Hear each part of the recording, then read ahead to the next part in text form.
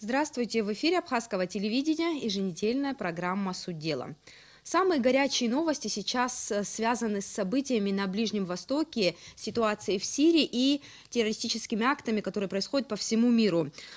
Конфликт в Сирии приковывает внимание общественности Абхазии не только потому, что все больше стран оказываются вовлеченными в этот конфликт, но и потому, что там проживает многочисленная абхазская диаспора. Чтобы поговорить об этих проблемах, мы пригласили сегодня в студию научного сотрудника Центра партнерства цивилизации МГИМО, кандидата исторических наук, нашу соотечественницу Илану Эшба. Илана, здравствуйте, рада вас видеть в нашей студии. Здравствуйте. Хотелось бы начать разговор вообще с общей геополитической ситуации вокруг Абхазии. Конфликт на Ближнем Востоке, вот если брать географические координаты, далеко от республики все это происходит, но тем не менее это все имеет отношение и к нам, так как там проживает многочисленная абхазская диаспора в первую очередь. На ваш взгляд, еще какие есть связи вот с происходящим на Ближнем Востоке? Ну, прежде всего, хотела вас поблагодарить за то, что пригласили и за то, что уделяете внимание этой теме. Действительно, как вы сказали, Ближний Восток — регион не самый близкий к нам географически, но сегодня, в 21 веке, настолько мир взаимосвязан. Ну, мы видим, как активно участвуют в решении этого конфликта те же Соединенные Штаты Америки, Европа, которые находятся еще дальше от конфликта, чем мы, и которые не обладают диаспорой своей, да, то есть своих каких-то видимых явных интересов в регионе, может быть, и не имеют. Но на самом деле мы должны понимать то, что где бы эти конфликты ни происходили, так или иначе, они все равно могут отзываться потом эхом и на нас. Как вы правильно сказали, там проживает достаточно представительная абхазская диаспора, не самая большая, но тем не менее. И количество абхазов, вот по отношению к тому количеству абхазов, которые проживают в республике нашей, достаточно велико. Кроме того, вот опять же, вы упомянули о том, что террористические акты, они происходят не только на Ближнем Востоке сегодня. Мы видим, сколько вот таких событий происходит печальных в той же Европе. В России очень много предотвращается, слава богу, там каких-то серьезных таких катаклизмов не было, но очень много говорят о том, что было предотвращено терактов и в Москве, в Санкт-Петербурге. В Санкт-Петербурге вот недавно, тоже несколько месяцев назад, мы знаем, в метро. И эта угроза, она на самом деле и для нас является угрозой, потому что, ну, Кавказ — это исторический регион такой пограничный между Западом и Востоком. Это все мы должны учитывать в выработке своей внутренней политики, своей внешней политики. Многие эксперты считают, что эскалация напряженности на Ближнем Востоке может привести к потере равновесия на Кавказе тоже. Вот в частности, если брать нашу республику и учитывая, что недавно были задержаны люди, имеющие отношение к запрещенной организации ИГИЛ. Мы знаем, что активно в решении конфликта в Сирии участвуют наши ближайшие соседи, это и Российская Федерация, и Турецкая Республика. Ну, мы понимаем, что для них это решение этого вопроса — это действительно жизненно важные интересы, но вы же знаете, что, ну, скажем так, у Турции свои интересы, там есть вопрос с курдами, сирийскими, турецкими курдами, то есть они решают свои какие-то конкретные вопросы через, может быть, финансирование каких-то отдельных структур, где-то они решают эти вопросы военным путем. Ну, то же самое можно сказать о всех таких серьезных игроках в регионе, поэтому и мы должны немножко как бы учитывать эту ситуацию и понимать, что, возможно, каким-то партнерам нашим и соседям будет выгодна эскалация и в нашем регионе, в том числе для того, чтобы, как бы, знаете, вот есть такой принцип: разделяй и властвуй.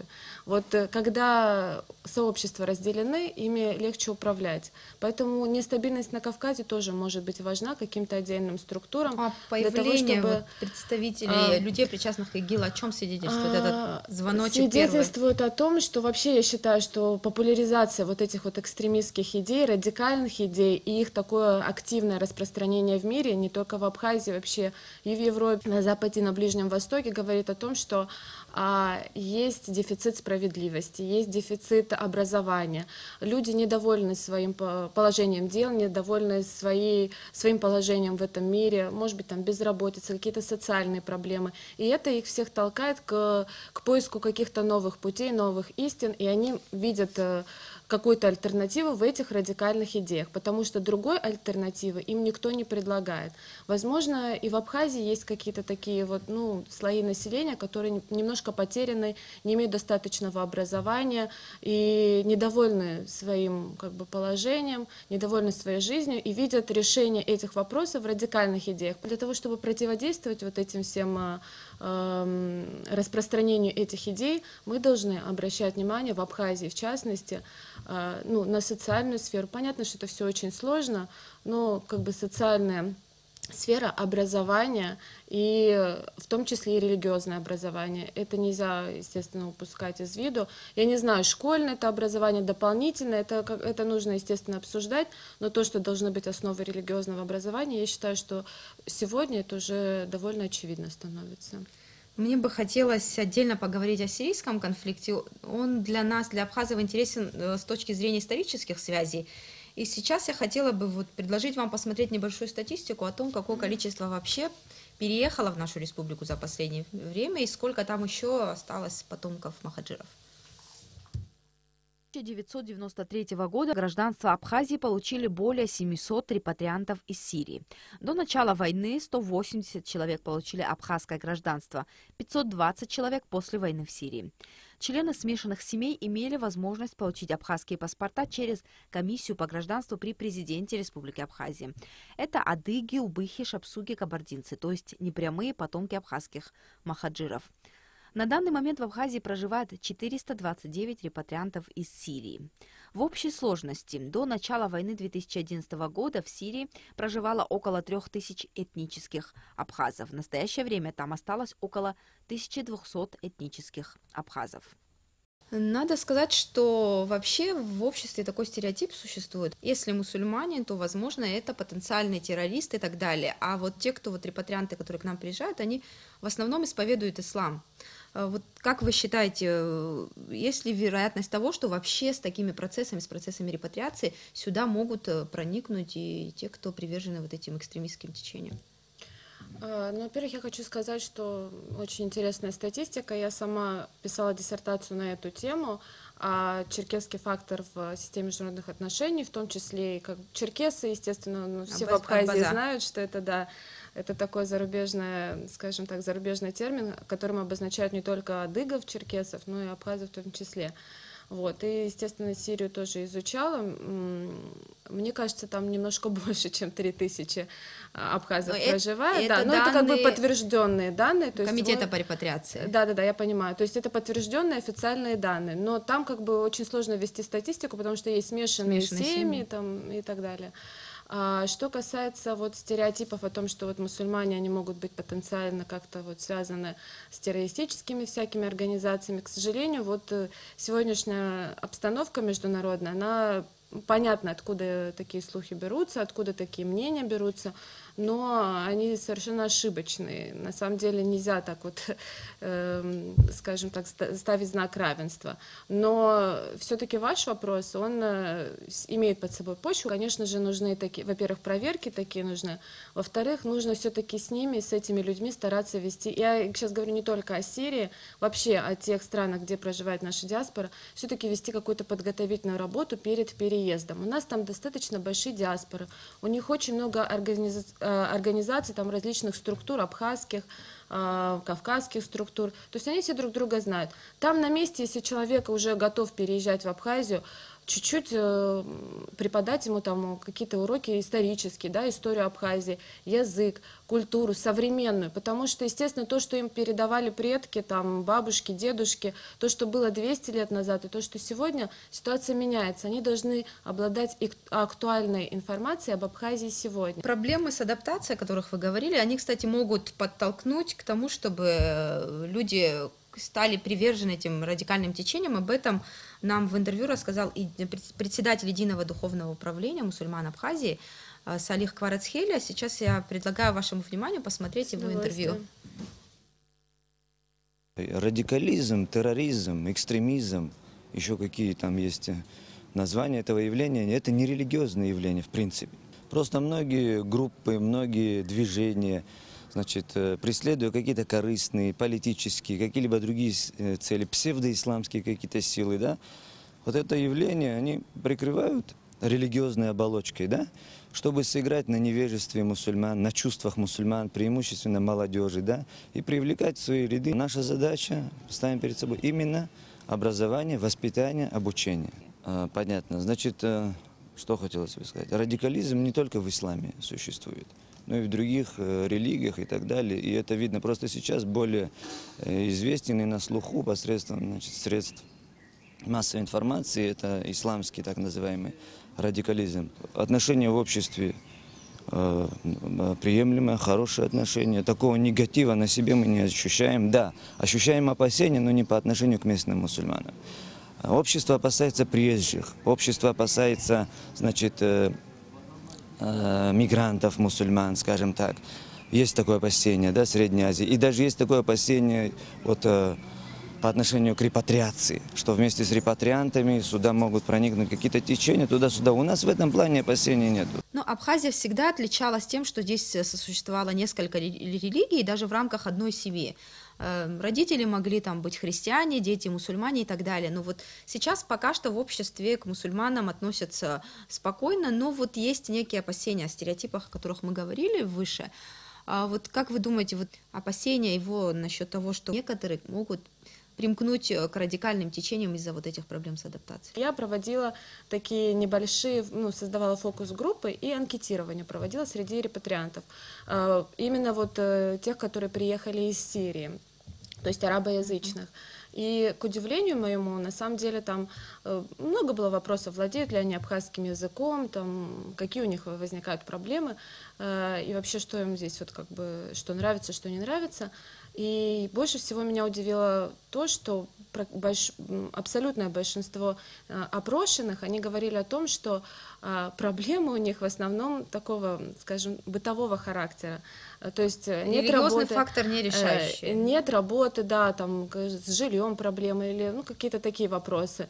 А вопросы там, культурного разнообразия или религиозного, они нигде, я, честно говоря, сейчас уже не помню, может быть, один человек из всех там написал, но это далеко не решающий фактор.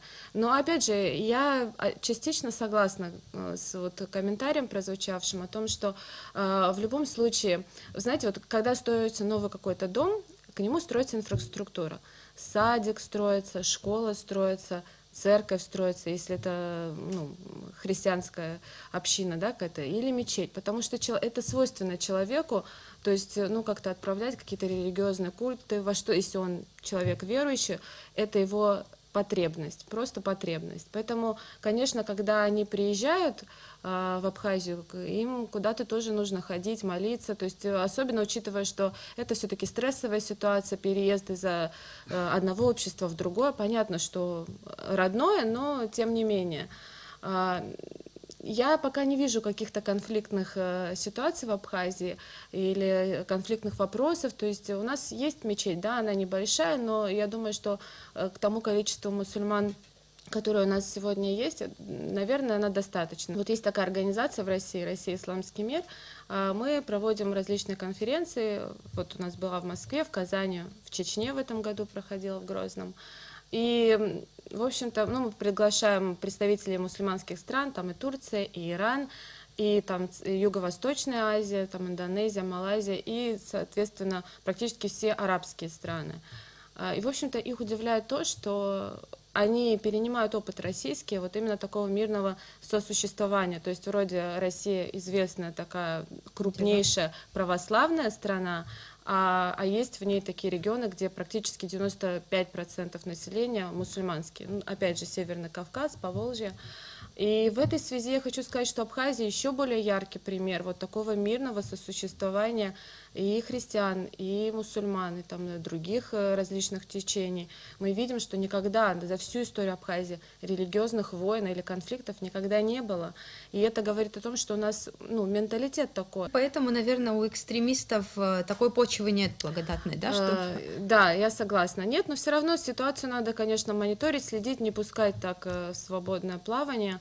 Но я на сегодняшний день, слава богу, проблем таких серьезных в Абхазии в этом плане не вижу.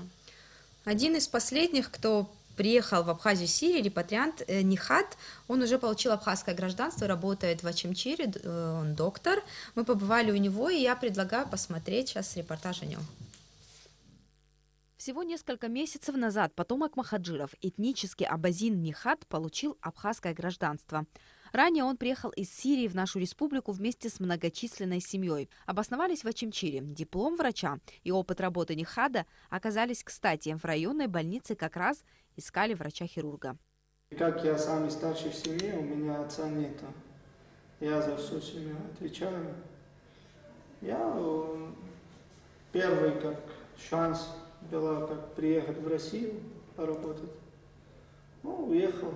2011 год, как для большинства жителей Сирии, для Нихада и его семьи оказался временем испытания. В спешке пришлось бежать из страны, охваченной войной. Так они оказались в России, а затем переехали в нашу республику. Только руины от построенного еще его дедом дома остались от семейного очага. В одном из видеороликов, которые регулярно выкладывают террористы в Ютубе, Нихат случайно увидел свой дом. Или точнее, то, что от него осталось. Такую же участь постигла и его квартира в Алеппо. Нету ни одна точка там, где можно говорить, тут хорошо или тут мирно. Смерть как будто... По пятам ходит. Да, везде есть. Абхазия за короткое время стала для Нихада не только пристанищем. Теперь он планирует обосноваться здесь навсегда. Местные власти выделили ему дом в Очамчире, обещали сделать ремонт. Сирия, по его словам, конечно же, останется родиной, но только в памяти. Возвращаться в этот ад, из которого чудом удалось бежать живым, Нихад и не думает. Вообще мы говорим о процессе репатриации, да, Абхазия большое внимание уделяет этому процессу. Мы как бы с надеждой смотрим на то, чтобы вот больше людей сюда возвращалось, но пока что это такой слабо развивающийся процесс. Если все-таки этот поток хлынет в республику, насколько вот страна готова к приему такого количества репатриантов? Даже если опять возникнет эскалация конфликта и опять в такую горячую фазу перейдет, может быть, увеличится поток беженцев в Абхазию, но он будет незначительным, потому что все-таки из всех тех направлений, которые у них есть, прежде всего Турция, у Сирии с Турцией безвизовый режим, кроме того, огромное количество сирийцев, они еще в советское время получили образование в России, тогда еще в Советском Союзе, в Российской Федерации, то есть у них есть возможность уехать в Сирию, сейчас тоже этот процесс несколько облегчен. То есть Абхазия, конечно, тоже вот из тех 3000, даже вот по тем данным, которые вы показывали, там 1200 сейчас, получается, сирийцев остались, но из них, честно говоря, очень небольшое количество будут готовы приехать в Абхазию, ну, то есть, учитывая, что они могут поехать в какие-то другие, в Иорданию в ту же самую, опять же, где довольно большая черкесская диаспора. Но в любом случае говорить о том, что вот они поедут туда, мы можем быть спокойны и эту ситуацию не контролируем, так, конечно, делать не стоит. Нужно в любом случае просчитывать дальнейшие наши шаги и действия, потому что просто принять их здесь, да, и разместить, это на самом деле 1% из всего того, что мы должны сделать для того, чтобы они безболезненно адаптировались, для того, чтобы они стали органической частью абхазского общества. Вы вот сказали, необходимо просчитывать шаги. Что еще можно сделать, чтобы репатрианты возвращались на свою историческую родину, нежели предпочитали другие страны, там, Ближнего Востока, соседние страны? Мы должны определиться прежде всего. Нам нужно, чтобы все они предпочитали Абхазию в качестве вот такой вот точки, да, постоянного места жительства и переезда сюда. Откровенно говоря, я знаю, что у нас в республике есть отдельная часть населения, которая не совсем, скажем так, благосклонно к этой идее относится. То есть, ну, может быть, постепенный какой-то процесс, он был бы более безболезненный, чем вот, как бы, скажем так, поток переселенцев. В первую очередь мы должны определиться с этим. Если мы действительно хотим, чтобы вот максимальное число потомков махаджиров вернулась на свою историческую родину, вернулась в Абхазию и здесь продолжали жить, работать, развиваться, воспитывать детей и так далее, то, соответственно, мы должны разрабатывать, вот опять же, политику, да, там можно на 5 лет, на 10 лет, и прописывать там вот этапы репатриации и подготовку к этим этапам репатриации. Там на местах, здесь у нас, какие у нас есть возможности, что им предложить, имеется в виду в плане жилья, в плане работы, какие сферы нам приоритетнее, да, то есть там специалисты в разных сферах, кто нам нужен как бы в первую очередь, да, там врачи, может быть, инженеры, еще кто-то. И вот исходя из этого уже как-то двигаться дальше. Ну, мы тут говорим о том, что нужно нам, но у них тоже есть свои запросы. Поэтому разумеется, у них есть свои именно запросы, и опять же я говорю о том, что скорее всего вот поток переселенцев, он может быть связан только вот с какими-то, скажем так, проблемами и угрозами для их жизни и здоровья, там, для их детей, потому что человек, если он родился и вырос в одной стране, то есть у него он получил там образование, ходил там в школу, закончил университет, он там работает, там находятся его друзья, близкие, его семья. Ну, очень сложно, понятно, что у него есть историческая родина, но очень сложно бросить все и переехать в никуда, скажем так, ну, как бы новое место, там, новый, другой язык, другая немножко культура, за то время, пока они находятся там, ну, какие-то вещи поменялись, поэтому это очень сложно. Нужны какие-то, вот для них нужны какие-то подталкивающие меры, вопросы, которые их бы подтолкнули к такому решению. Илана, мы немного поговорили о процессе репатриации, об исламском факторе. Ну вот я хотела бы воспользоваться возможностью и спросить у вас, как у историка, политолога, о том вообще, каковы возможности для расширения международного признания Абхазии, вот, учитывая нынешние реалии. Довольно сложный вопрос, учитывая, что вот с 2008 года, получается, Абхазия уже рядом государств признана. И прошло сколько уже, почти 10 лет, ну, как бы немножко этот процесс, скажем так, останавливается периодически, не очень активен. Но я считаю, что Абхазии на данном этапе, наверное, на вопросе международного признания зацикливаться не стоит. Это не самая первоочередная задача для нас. Мне кажется, нужно сконцентрироваться на решении, скажем так, внутренних задач и в первую очередь доказать самим себе, что мы состоятельное, независимое государство, что мы самостоятельно можем решать наши проблемы, будь то проблемы в области образования, социальной сферы, здравоохранения, здоровья нации, увеличения демографии, социальных каких-то гарантий, безработицы. Вот если это очень серьезные вопросы. Конечно, это очень серьезный вопрос. Это не решается ни за год, ни за 2, и, может быть, даже не за 5 лет.